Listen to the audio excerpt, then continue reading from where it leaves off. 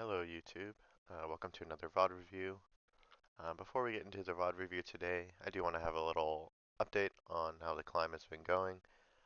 So as you can see here, over the course of about 2 weeks from late May to early June, I managed to find a peak in Diamond 1, 15 LP, but then I went on a huge loss streak over the course of the next week and fell all the way back down from Diamond 1 all the way to Emerald 4. Um, This is a combination of like tilting, getting unlucky, blah blah blah, you know. Um, and then I even went through an experimentation phase where I'm like, okay, I'm gonna try support, I'm gonna try mid, and I did fine on those roles, but nothing too crazy. Didn't really move the needle much. So here I am, back on Tristana again, hard stuck, 600 games in one split. Um, but just with trying to bring a little bit more focus and trying not to think too much about the rank and just more about the principles and the concepts and trying to be satisfied with playing well regardless of whether or not we win. Um, with that out of the way, let's do a brief intro to the game that we're going to review today. So this was a pretty tough game, a 38-minute, kind of a long one, where the enemy has pretty good scaling in the A Soul, the Mordekaiser, and it's kind of hard to survive against the Rengar. Um, and then a Caitlyn lane is always pretty annoying to lane against. Plus we had a pretty cheesy kind of level 1 start that set us behind. So uh, this video will kind of be about showing how to recover. Um, so let's get right into it.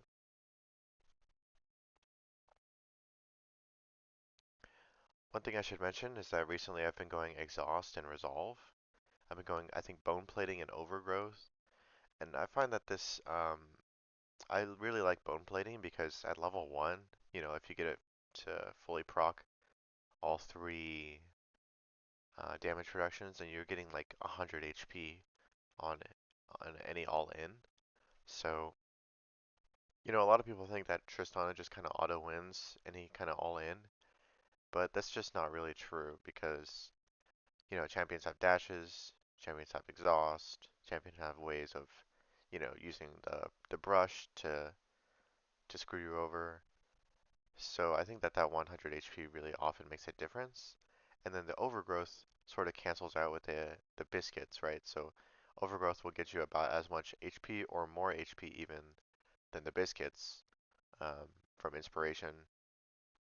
Plus, I kind of don't like the boots that you get with inspiration because I feel most of the time you just want to buy boots early. You don't want to be waiting until 10 and a half minutes to get your boots.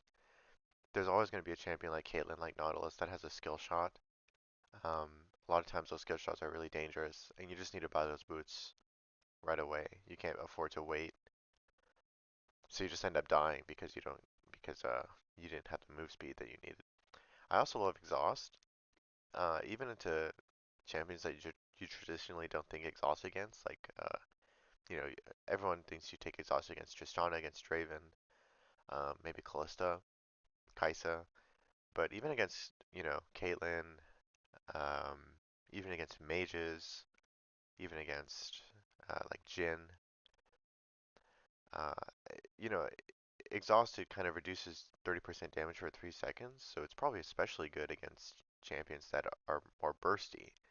Um, if you exhaust a Jin 4 shot, if you exhaust a Caitlyn headshot, you're really saving yourself a lot of HP uh, compared to the barrier, right? I just think that reducing a champion's burst damage for 3 seconds is definitely more than the what you would be reducing by barrier.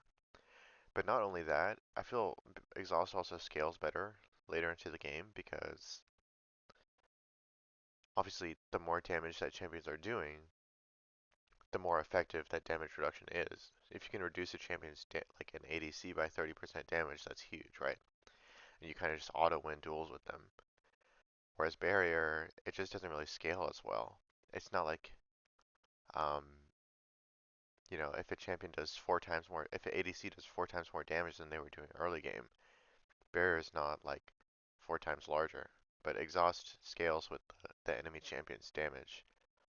Plus, it's also often really good against a lot of mid laners and top laners that like to dive in. I mean, it's good against kind of Rengar. It's good in this game. It's good against Mordekaiser. It's good against champions like Katarina, Yasuo, Nocturne. Plus, the slow is extremely underrated, I think. So, if you're watching this video, just try out the new tech. Um, try out exhaust. I've been finding quite a lot of success with it. But that's enough shilling for exhaust. Now in this game, Rare against Caitlyn, Nautilus. Not going to talk too much about the matchup because we actually just get cheesed. So the matchup is kind of moot. But obviously Caitlyn has more range than you. She's going to get the push. But you have an opportunity to all in her maybe around level 3. But she always has a net. So it's always going to be difficult for Rel to find that engage. The best chance that we have is probably catching her out while her support is warding or a little bit too far, jumping on her face, exhausting her to reduce her move speed, so that Rel can gap close with flash, her flash knock up or whatever. So that's probably the best chance that we have in this lane. Caitlyn is very annoying to try and get on top of, but I do think that the exhaust helps with that for sure. Anyway, so we're just gonna get cheesed here. It turns out that I always like to ward this mid bush, so I like to patrol this bottom area, but that means that no one is checking the. Actually, let me go into the replay instead because I've been using map cover since I streamed these games, so you can't see the mini map. Let me just pull up the actual replay.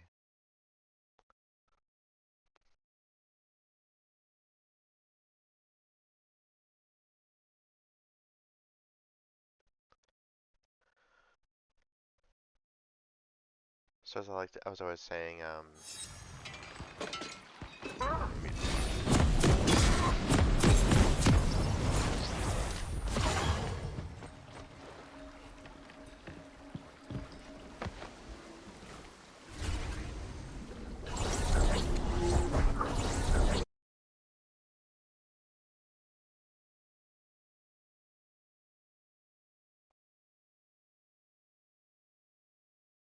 yeah, so they get to form and invade our bot jungle because nobody's checking the entrances.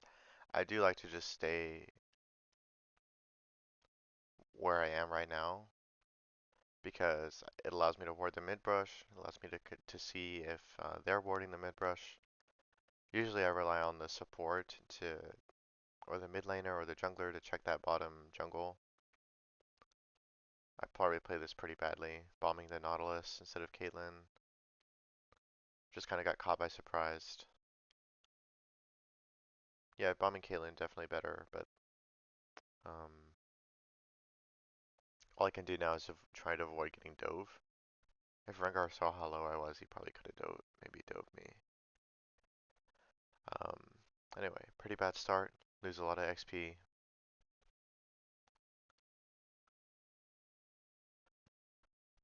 If you don't want to be at risk of stuff like this, you can always just sit in the tri-brush. You're one of the better. Tristana is one of the better champions at sitting tri-brush because you can hold your skill point level 1, and if you see enemies coming, you can just level W and jump out. You almost never die. Even if they like 5-man, you'll see them before they see you. So you can just jump out to the side if you don't want to get invade cheesed like that. But I do just prefer the more consistent like lane control.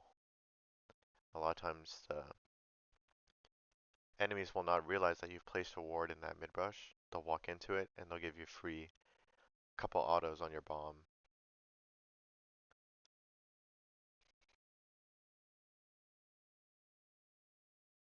Anyway, so I'm just kind of trying to catch the waves. Pretty difficult situation. We're going to be behind in XP for a while. So we can only really look for anything during the period of time that the levels are equalized. Right now I'm level 2 to their level 3, so I'm just sitting back, trying to farm, trying not trying not to get hooked. We can speed it up a little bit. I'm not too concerned about this lane phase. It's a pretty passive lane phase, as far as I remember. Rengar's again splitting the map. You have to remember, whenever the enemy invades your jungle level 1, they're doing vertical jungling, which means that you never have a jungler, and the enemy jungler is always ready to gank you or dive you. So you just gotta stay healthy, never trade.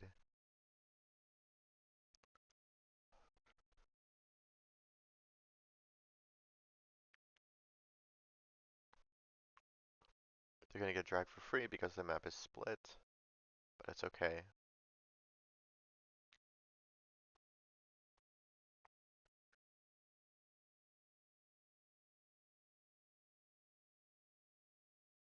Map is no longer split. Looks like they've returned to their normal sides.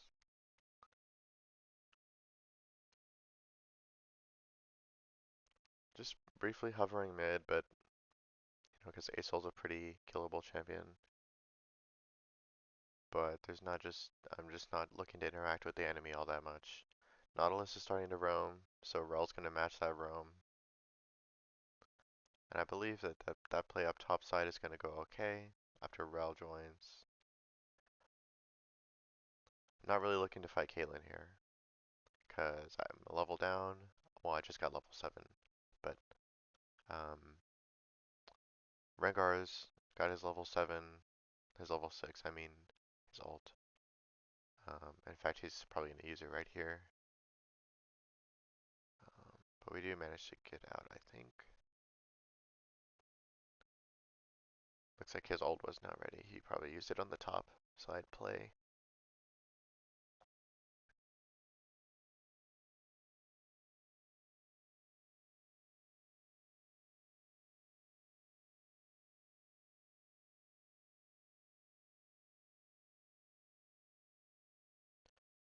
So we get a free kill into the dragon, which is nice for us. Prevent the enemy from stacking the soul.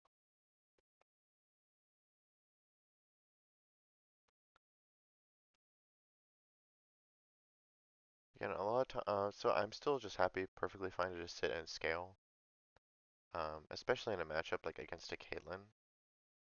If I can just come out even, against Caitlyn's longer range, I'm very happy because at the end of the day, maybe Caitlyn is going to go that one-shot build and one-shot people like squishy targets, but in a front-to-back team fight, which, this is kind of looking like a front-to-back game with a Rel, Gragas versus a Mordekaiser, Nautilus. You always beat Caitlyn in a front-to-back, assuming that she doesn't, flash one-shot you, headshot you. So, you don't need to make anything happen against a Caitlyn. It can be frustrating, that she's like outranging you, that you can't trade with her or whatever. But just, match her farm and look for opportunities where you can. Really, there's not much to talk about here. I'm just running towards overextended or fights that are happening coming out of base. Not too difficult at this stage of the game, getting pretty fed.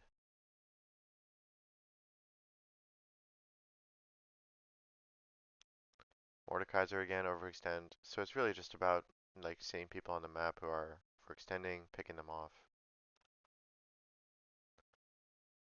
The enemies aren't really focusing me at all at this point, making it pretty easy for me.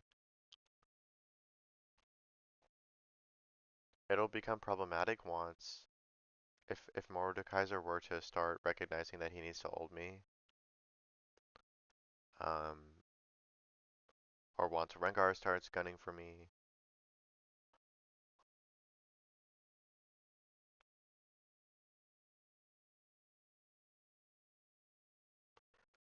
This is pretty good target selection where I flash onto the Caitlyn, make sure that she's dead. She's the DPS on their team, so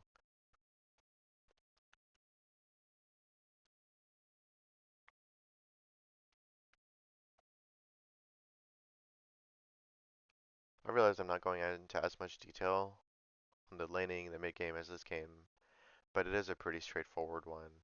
It's just farming and then joining fights that your teammates are getting into. Okay, here's a pretty big mistake. So I jumped right into a Mordekaiser E. Not the greatest idea. We could have, I think we could have rolled this fight.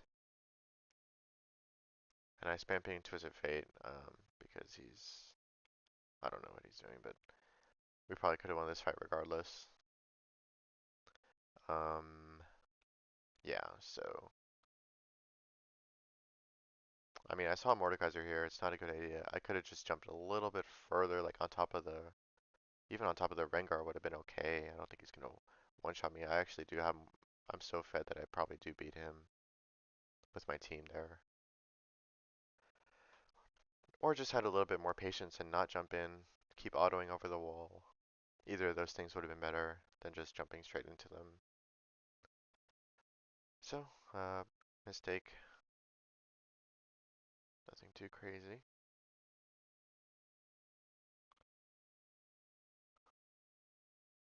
Nice team fight into Otacon. Don't have to do much. My team is kind of pretty ahead right now.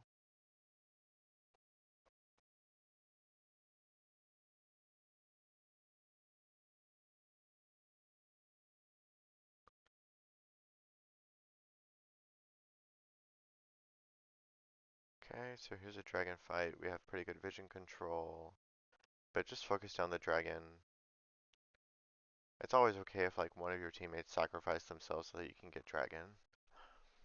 Um, if you see like one or two people fighting, but you have the chance to like finish the dragon before the fight's over, you should always do that. Um,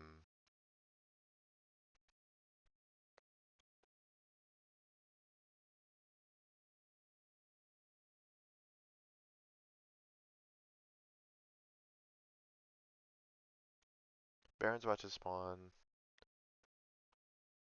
Get a nice pick onto Nautilus. Nautilus is always getting caught out of position in this game. He was not the greatest. Mordekaiser too, just out of position. So we try and start Baron here, but we don't quite have the DPS yet. I don't have my 3 items, so it's not very fast. Mm, pretty scary fight here, but Lee, I think, managed to save this.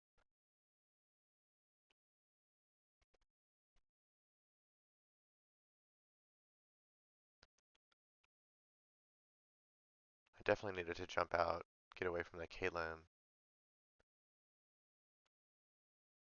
Oh, nice from the Lee. Yeah, so I can come back in once the cooldowns are used.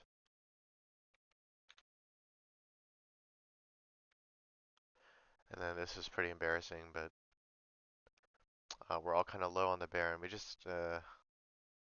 don't really have enough time to finish this before Mordekaiser comes back. Rengar respawn. So I do just die to Nautilus. I could have flashed it, but honestly I kind of knew that we wouldn't have time to finish this anyway before Mordekaiser gets here. So I'm kind of happy with the decision to just save flash. Just die to the Nautilus, it's okay. In fact, it's probably for the best, because if Nautilus didn't kill me, then we probably keep trying to hit the Baron. It could just turn into a big disaster. So, yep.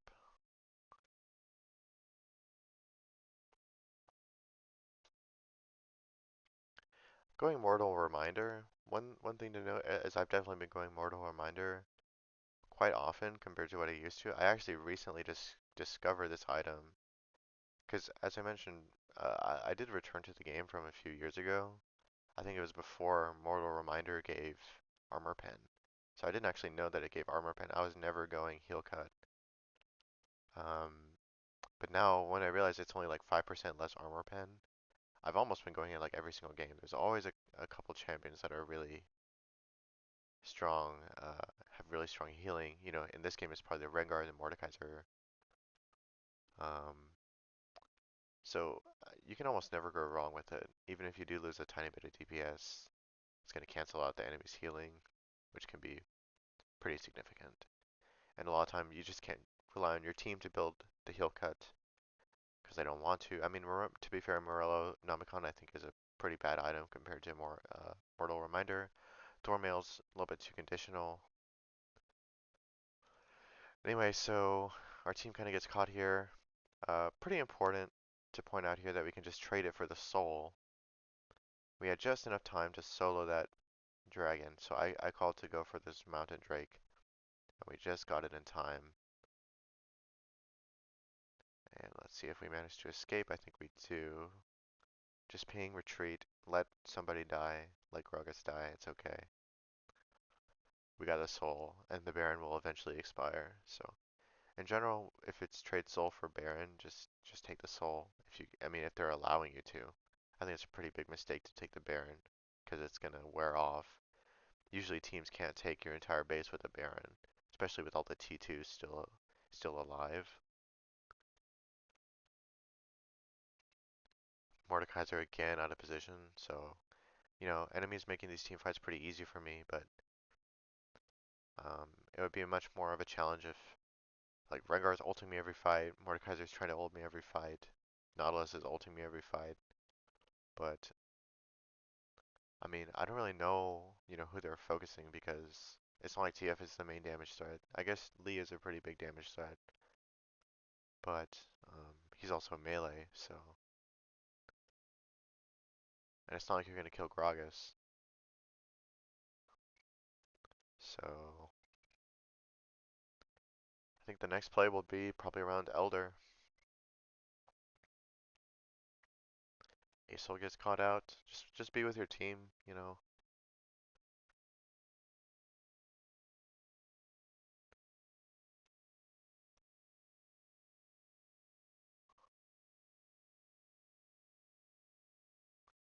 And base to defend the Mordekaiser. All pretty standard stuff. Just catching minions, playing with your team. Having a Rel and a Gragas and a Lee makes this game pretty easy for me. They create a lot of space on the front line. Those are the easiest kind of games for me is where you can actually just play with your team, play standard. This game should be difficult, like I've been saying, because of the Rengar, but he's just not ulting me. But in this upcoming fight at Elder, that's a little bit of a different story. I do need to find a way to survive against him in this fight, because he does actually threaten to go for me. Now here, it's a situation where Baron and Elder both up at the same time. Obviously, Elder is better because you get the 20% execute. Enemy just really doesn't have good macro sense. They were positioning to take the Baron, but I think that was because they thought they could do it fast. It was like a 15-second difference on the timer, but there's no way. I mean, it's possible, with 15 seconds that they could kill it that fast. Caitlyn's not exactly the huge DPS to take down Baron. I mean, she's pretty fast, but um, I think it's a mistake for them. They should just, if they're gonna go for Baron, just commit to it, and then rush down here to Elder right after. We'll relook at this fight again. But yeah, so instead they just decided like, oh no, they're gonna get Elder, and then they kind of they kind of chickened out of committing to Baron, basically. So here, I'm worried about Rengar. I know that Rengar's flanking. Um, so I know he's ulting me. I'm ready to... I actually bought Zhonyas for this. So I Zhonyas when he jumps in, but somehow he didn't jump onto me. He jumped onto Nautilus. It's a pretty big mistake from him. I did buy Zhonya, like, intending to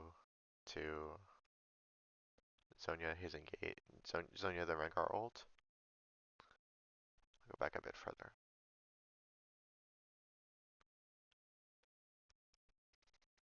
So I'm just kind of waiting for him to ult me. And as soon as I see his ult come out, I'm gonna Zhonya, right? But instead he goes on to Gragas for some reason.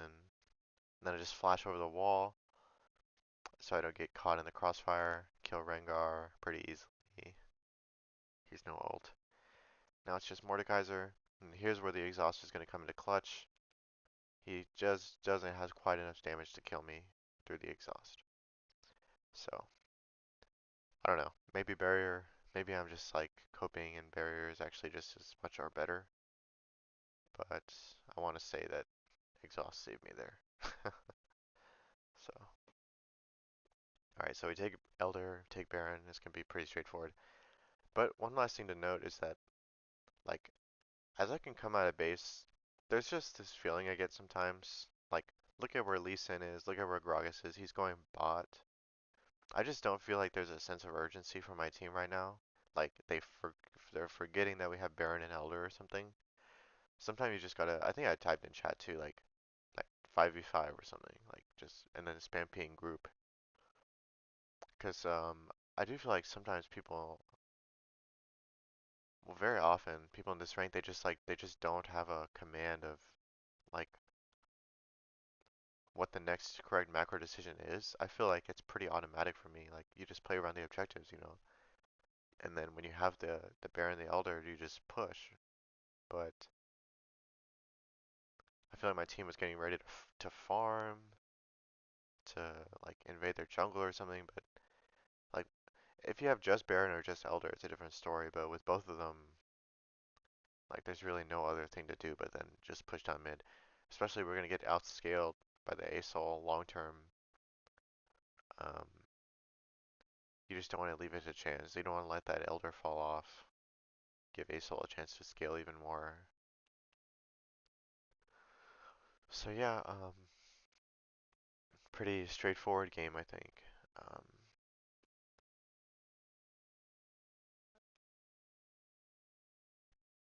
and I think there's really not too much else to talk about. Just a few really focused a lot on the build related stuff this game. The Zhonyas to take care of the Rengar.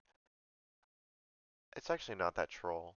You can go GA instead too, but I think GA has a longer like recovery time and mm, a lot of time the fight will just be over by the time that your GA is done. Zhonyas happens a lot faster.